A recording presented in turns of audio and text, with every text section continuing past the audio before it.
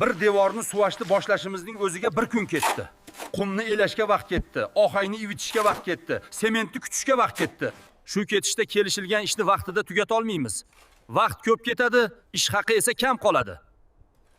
Men aytdim-ku, bu qorishma bilan yaxshi natija chiqmaydi deb. Qorishmada emas, devorning o'zi yaxshi emas. Qancha surtma baribir silliq bo'lmayapti. Charchadim. Ish ko'p, lekin natija ko'rinmayapti.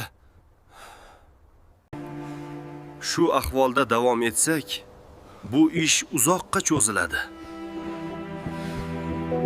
Nimaga o'tiribsizlar? Ishlaringizda hali natija yo'q-ku. O'zimiz ham charchadik. Shuncha harakat qilsak ham natija past. Rejadan orqada qolyapmiz.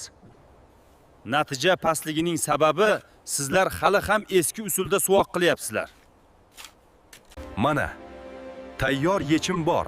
Aslan suvoq. Ishni yengillashtiradi. Natijani esa ancha yaxshilaydi. Kerakli miqdorda suv qo'shiladi.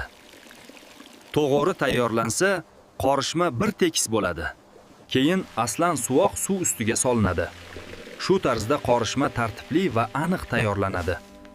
Endi yaxshilab aralashtiriladi. Shunda ishlash ham osonlashadi, surtish ham ancha qulay bo'ladi. Mana 5 daqiqada suvoq qorishmasi tayyor. Mana qaranglar, devorga qanday tekis yotadi. Yaxshi yopishadi, natijasi ham boshqacha chiqadi.